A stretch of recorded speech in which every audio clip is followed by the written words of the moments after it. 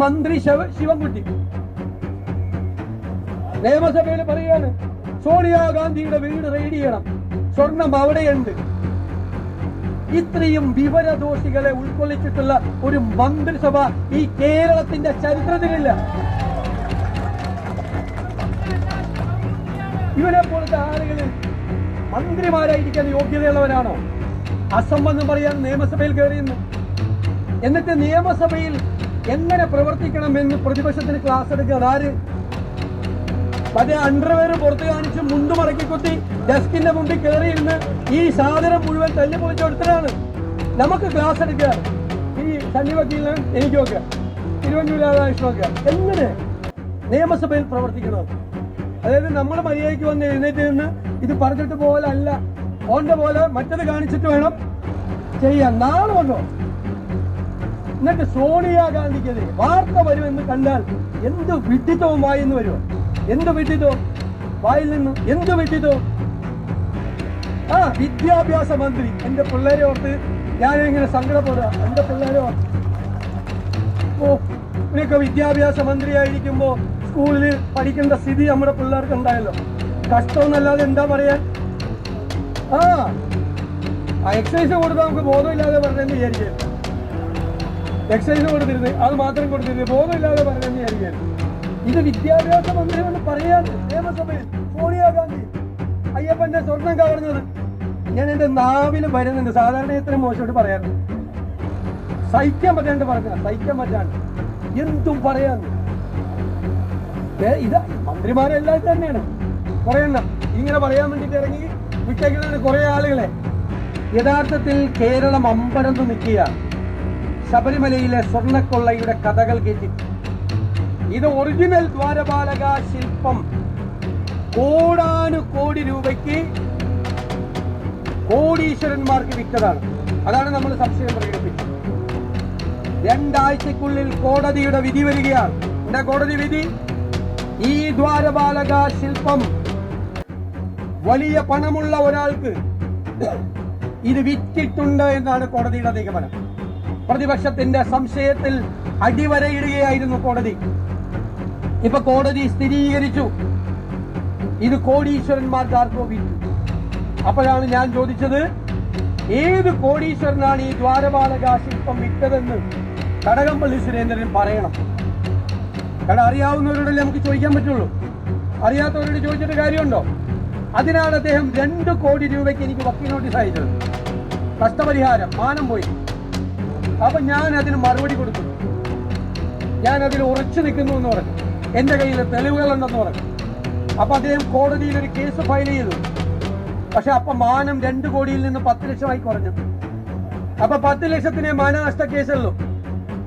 കോടതിയിൽ അത് ഫൈറ്റ് ചെയ്യാണ് ആ കേസ്. കഴിഞ്ഞ ആഴ്ച നമ്മൾ ഈ നോട്ടീസിൽ ഞാൻ ആരോപണത്തിൽ ഉറച്ചു നിന്നു. കോടതിയിൽ കൊടുത്ത അഫിഡവിറ്റിൽ അതിൽ ഉറച്ചു നിന്നു. കഴിഞ്ഞ ദിവസം ഒരു വാർത്ത കൈരളിലാണ്. അതായത് പ്രതിപക്ഷ നേതാവ് മലക്കം പറഞ്ഞു. ഞാൻ അങ്ങനെ പറഞ്ഞിട്ടില്ല എന്ന് പറഞ്ഞു. ഞാൻ വെല്ലുവിളിക്കുന്നു. ഞാൻ 2ാമത് അഫിഡവിറ്റ് കൊടുത്തിട്ടുണ്ട്. കോടതിയിൽ നടന്ന വാദങ്ങളെ മുഴുവൻ തെറ്റായ തരത്തിൽ പുറത്തു പ്രചരിപ്പിച്ചതിന്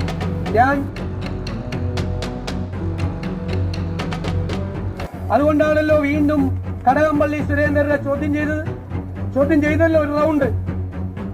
സമയമെടുക്കും. കാരണം SITയുടെ മീതെ മുഖ്യമന്ത്രിയുടെ ഭയങ്കര സമ്മർദ്ദമാണ്. തെരഞ്ഞെടുപ്പ് കാലത്ത് നമ്മൾ പറഞ്ഞു കടകംപള്ളി സുരേന്ദ്രനെ അടക്കം ചോദ്യം ചെയ്യാതിരിക്കാൻ മുഖ്യമന്ത്രിയുടെ ഓഫീസിൽ നിന്ന് സമ്മർദ്ദം പറഞ്ഞത്. പറഞ്ഞു നിങ്ങളൊന്ന് മന്ദഗതിയിലാക്കി. തെരഞ്ഞെടുപ്പായിരുന്നു കാര്യം. തെരഞ്ഞെടുപ്പ് കഴിയട്ടെ എന്ന് പറഞ്ഞു. പുറത്തു കൊണ്ടുവരണം അല്ലേ? പത്മകുമാറിനെ പുറത്തു കൊണ്ടുവരണം, എല്ലാവരെയും പുറത്തു കൊണ്ടുവരണം. അതിനാണ് ഇപ്പോൾ SITയുടെ മീതെ സമ്മർദ്ദം ചെലുത്തുന്നത്. അവര് പുറത്തു വന്നാലുള്ള സ്ഥിതി എന്താ?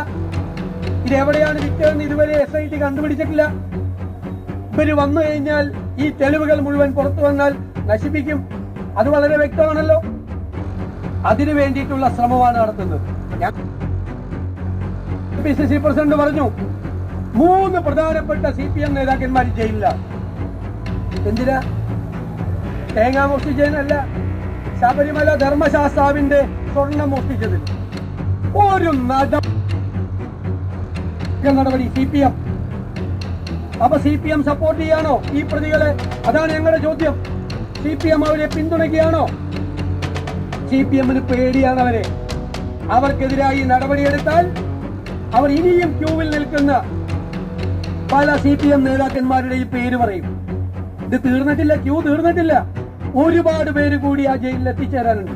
CPM നേതാക്കൾ ഗൂഢാലോചന നടത്തിയിട്ടാണ് അയ്യപ്പന്റെ. പോലീസ് വന്നു, അന്വേഷണം നടത്തി, ബഹളമാണ്. ആൾക്കൂട്ടമൊക്കെ കൂടി, ആൾക്കൂട്ടത്തിന്റെ ഇടയിലും കാണും കള്ളൻ. അവനിങ്ങനെ കഷ്ടമായി പോയി, ഈ 50 പവന്റെ സ്വർണം പോയതെന്ന് പറഞ്ഞ് കള്ളൻ ഈ കൂട്ടത്തിൽ നിന്ന് കമന്റ് അടിക്കുന്നതാണ്. കുറെ നാൾ കഴിയുമ്പോൾ പോലീസിന്റെ അന്വേഷണം വേറെ വഴിക്ക് പോയി, ആളെ കിട്ടുന്നില്ല. അപ്പൊ നമ്മുടെ കള്ളൻ എന്ത് ചെയ്യും? വീണ്ടും കത്തും, അടുത്ത വീട്ടിൽ കയറും. ഉറപ്പല്ലേ? അത് തന്നെയാണ് ശബരിമലയിൽ സംഭവിച്ചത്. 2019 നടന്ന ഈ മോഷണം പുറത്താരും അറിഞ്ഞില്ല എന്ന് കണ്ടപ്പോൾ 2024 ദേവസ്വം ബോർഡ് പ്രസിഡന്റ് പ്രശാന്തിനും കൂട്ടർക്കും ഒരു ഭൂതി, ഒന്നുകൂടി സ്വർണം പൂശണം. അപ്പോ അവിടുത്തെ ഒരു ദേവസ്വം കമ്മീഷണർ എഴുതി വെച്ചു, ദേവസ്വം മാനുവൽ അനുസരിച്ച് പുറത്തേക്ക് കൊണ്ടുപോകാൻ പാടില്ല. അപ്പൊ ദേവസ്വം ബോർഡ് പ്രസിഡന്റിന്റെ കത്താണ്, ഉറപ്പായി പുറത്തേക്ക് കൊണ്ടുപോകണം, അത് ഉണ്ണികൃഷ്ണൻ പോറ്റിക്കേ കൊടുക്കും. വാശിയാണ്, വാശി. ഈ വാസവൻ അറിയാതെ രണ്ടാമത് 2024 ഇത് വീണ്ടും പൂശാൻ വേണ്ടി കൊണ്ടുപോവോ? കാരണം പൊളിറ്റിക്കൽ അപ്പോയിന്റ്മെന്റ് ആണ്. പ്രശാന്തിന്റെ ഒരു പൊളിറ്റിക്കൽ അപ്പോയിന്റ്മെന്റ് ആണ്. ദേവസ്വം മന്ത്രി അറിയാതെ ശബരിമലയിൽ ഒന്നും നടക്കില്ല. കടകംപള്ളി അറിയാതെ 2019 നടക്കില്ല. വാസവൻ അറിയാതെ 2024 നടക്കില്ല. അല്ല, ഇത്രയും പ്രധാനപ്പെട്ട തീരുമാനങ്ങളൊന്നും ദേവസ്വം മന്ത്രി അറിയിക്കാതെ പൊളിറ്റിക്കൽ അപ്പോയിന്റ്മെന്റ് ആയ ദേവസ്വം ബോർഡ് പ്രസിഡന്റും ഭരണസമിതി അംഗങ്ങളും നടത്തില്ല. കോടതി പറഞ്ഞിരിക്കുന്നത് എന്താണെന്നറിയാമോ? 2024 ചെയ്തതിനെ പറ്റി ഫോൾസ് അർജൻസി, ഫോൾസ്, തെറ്റായ, വ്യാജമായ, ഫോൾസ് എന്നാണ് ആ വാക്ക് എഴുതിയിരിക്കുന്നത്. തെറ്റായ ഒരു അർജൻസി അല്ല, പെട്ടെന്നൊരു അത്യാവശ്യം, പെട്ടെന്ന് ഉണ്ടാക്കുകയാണ്. ഇപ്പൊ സ്വർണ്ണം പൂശുന്നു, വീണ്ടും തെറ്റായ രീതിയിൽ രേഖകൾ ഉണ്ടാക്കുക. കോടതി പറഞ്ഞാണ് ഫോൾസ് അർജൻസി, കോടതി ഉപയോഗിച്ച വാക്കാണ്.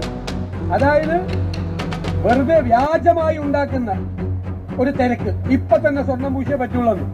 ഒന്നും കൂടി അടിച്ചു മാറ്റാനാണ് ഈ വ്യാജനായി ഉണ്ടാക്കി വെച്ചിരിക്കുന്ന ദ്വാരപാലക ശില്പം. ഒന്ന് പണ്ട് ഏതോ കോടീശ്വരനെ പറ്റിച്ചാണ്. കാരണം കോടീശ്വരനെ അറിയാൻ പാടില്ലല്ലോ ഇത് മോഷ്ടിച്ച മുതലാണെന്ന്. എന്തായിരിക്കും കോടീശ്വരനോട് പറഞ്ഞു കാണുക? ഇത് അയ്യപ്പന്റെ ദ്വാരപാലക ശില്പമാണ്, ഇത് മാറ്റാൻ പോകുന്നത്. പഴയതൊരു ഭക്തന് കൊടുക്കണമെന്നാണ് പറഞ്ഞിരിക്കുന്നത്. 100 കണക്കിന് ഭക്തന്മാര് കോടികളുമായി ഇങ്ങനെ കാത്തു നിൽക്കുകയാണ്. പക്ഷെ അങ്ങേക്ക് ഞങ്ങൾ ഇത് തരാം. കാരണം ഇത് വീട്ടിൽ വെച്ചാൽ പിന്നെ ശനിയുടെ അപഹാരം ഉണ്ടാവില്ല. പാവം ഏതോ കോടീശ്വരനെ പറ്റിച്ചിട്ടാണ് ആദ്യത്തെ സാധനം വിറ്റത്, കോടികൾ മേടിച്ചിട്ട്.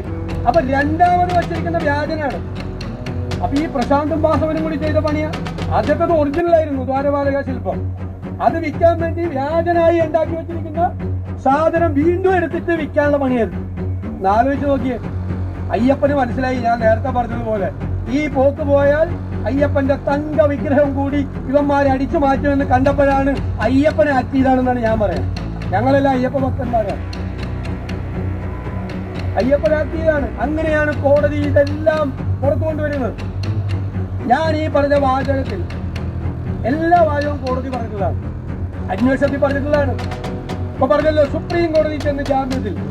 സുപ്രീം കോടതി എന്താ പറഞ്ഞത്?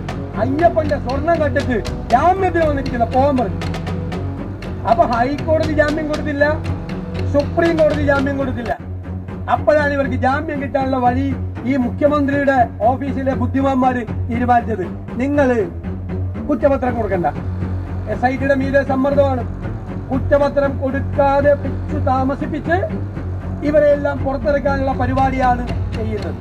ഈ സ്വർണ്ണക്കൊള്ള, ശബരിമല ശ്രീധർമ്മശാസ്താവിന്റെ സ്വർണം കവർന്ന ഈ കൊള്ളക്കാർക്ക് കൊട പിടിച്ചു കൊടുക്കുകയാണ് ഈ ഗവൺമെന്റ്, കൊട പിടിച്ചു കൊടുക്കുകയാണ് ഈ ഗവൺമെന്റ്.